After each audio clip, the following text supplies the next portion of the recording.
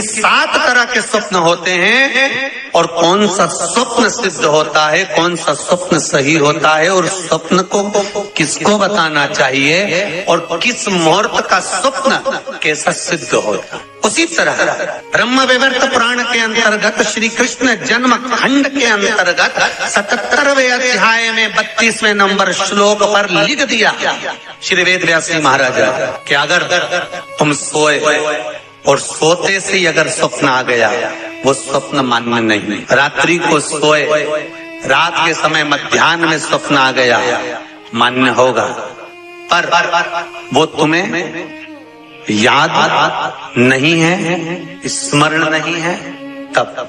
और फिर कहा ब्रह्म मुहूर्त में अगर आपने कोई स्वप्न देख लिया और स्वप्न श्रेष्ठ है, किसी से नहीं कहा, तो वो स्वप्न 2.5 महीना 3 महीने में सिद्ध हो जाता है, सम्मुख में प्रकट हो जाता है। स्वप्न की हाँ, स्वप्न में अगर सांप दिख रहा है, स्वप्न में सर्प नजर आ रहा है, पान का पत्ता, तांबुल पान का पत्ता, उस पान के पत्ते पर एक लाल चंदन से सर्प बना और सर्प बनाकर उसका शिव मंदिर में स्पर्श कराकर बहते पानी में छोड़कर आ जाइए, सर्प दिखना बंद। स्वप्न में कभी नहीं दिख सकता सर्प का। आज भी नियम है, शिव जी की बारात निकली थी, सामने से अर्थी आई थी, तब शंकर की बारात निकली थी। हिंदू धर्म की रीति है, आज भी आप कोई अच्छा काम करने जा रहे हो, सामने से अगर मुर्दा आता दिख जाए, अर्थी आती दिख जाए, समझ लेना तुम्हारा काम सफल हो जाएगा, तुम्हारा कार्य सफल हो जाएगा, समझ लेना। आज भी नियम है, सामने से मुर्दा आते दिख जाए तो कार्य सफल है। दिन में देखा हुआ स्वप्न कभी सिद्ध नहीं होता। स्वप्न में किसी मरे हुए व्यक्ति को देख लो, समझ लो कि आज कोई अच्छा काम होने वाला है। किसी अपने व्यक्ति को मरा हुआ देख लिया, समझ लेना उम्र बढ़ गई। तो इसका मतलब ये नहीं है कि तुम शमशान के पास घर बना लो। हाँ, तुम्हारा क्या भरोसा, तुम सोचो सीवर वाला महाराज बोला है कि मुर्दे को देखो तो काम सफल होता है, तुमने कहा अपन मकान ही शमशान के पास बनाएंगे, अपन तो प्लाट ही में कर देंगे, तो वहां से रोज आता जाता मुर्दा ही मुर्दा दिखेगा। इनका क्या भरोसा। किसी एक भक्त ने एक प्रश्न लिखकर भेजा था कि हमारे स्वप्न में शंकर जी का शिवलिंग दिखता है तो कैसा होता। हमने कहा इतनी सी बात के लिए तो आपको प्रश्न करने की जरूरत ही नहीं, पुराण को देख लीजिए, ब्रह्मवेद का पुराण उठाइए और उसका श्री कृष्ण जन्म खंड निकाल लीजिए, उसका 77वां अध्याय निकाल लीजिए, 77वें अध्याय का 32वां श्लोक निकाल लीजिए। ब्रह्म मुहूर्त में तुमने देखा, सुबह का समय, तुम्हारी बुद्धि में, तुम्हारे विवेक में अगर शिवलिंग का दर्शन हो गया है। जिस बच्चे ने प्रश्न करा है, अगर वो कथा सुन रहा हो, वो कह रहा था कि हमारे गांव में लाइट नहीं रहती तो टीवी नहीं चलती, इसलिए मोबाइल पे सुनते हैं। तो मोबाइल पे अगर सुन रहे हो बेटा तो ध्यान करना कि अगर ब्रह्म मुहूर्त में शिवलिंग का दर्शन किया है तो जिस कार्य में आगे बढ़ोगे उस कार्य में तुमको मात्र 3 महीने में सफलता प्राप्त हो जाएगी। अगर शिवलिंग का दर्शन, शिवलिंग का दर्शन मात्र चाहे स्वप्न में हो चाहे हकीकत में हो, जीवन की सफलता देता है, वो सफलता प्रदान करता है।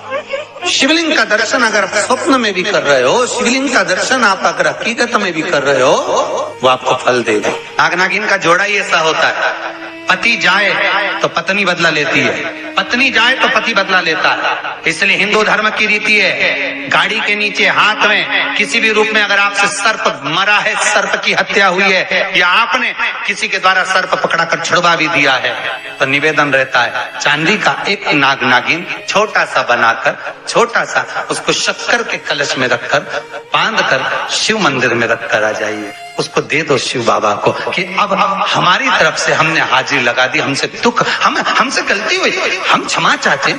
गलती मनुष्य से होती है, मानव से होती है, हो गई गलती, अब आपको साथ याद रखिए। जिनको स्वप्न में सांप दिखते हो, सर्प नजर आते हो, या घर के बाहर या घर के अंदर बार बार सांप आते हो, तो भगवान शंकर की 5 लड़कियों का नाम लेकर पान के पत्ते पर चंदन से 5 सांप बनाकर शंकर भगवान को छुलाकर, जिसको स्वप्न दिखते हैं उसके ऊपर से 21 बार उसार कर बहते हुए पानी में डाल दीजिए, स्वप्न में कभी सांप नहीं नजर आएंगे।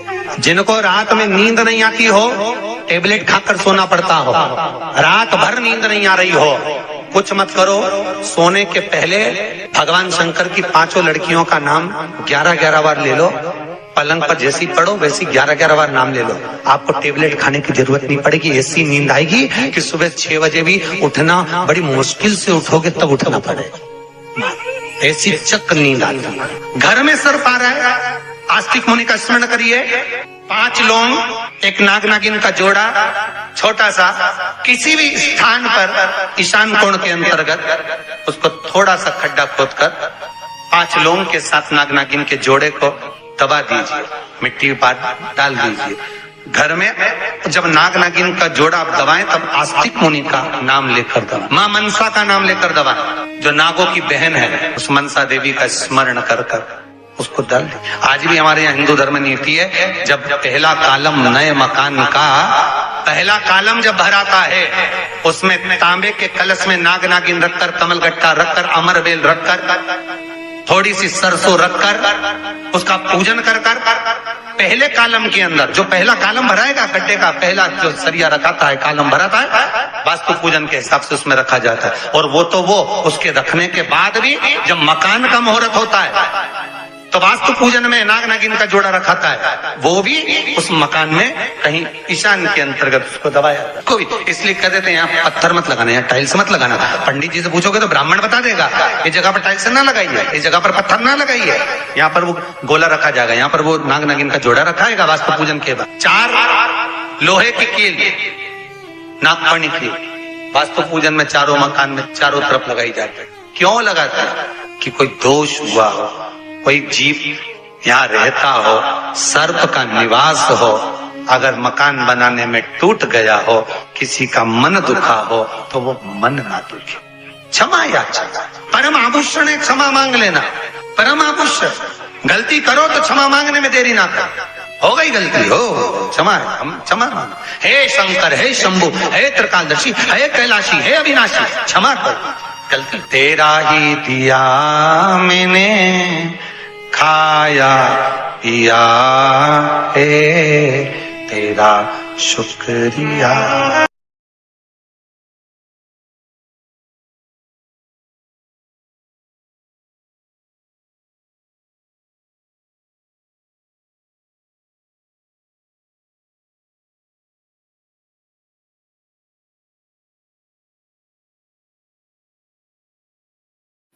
इसी तरह की वीडियो के लिए आप मेरे चैनल को लाइक, सब्सक्राइब और शेयर करना ना भूलें। Thank you for watching.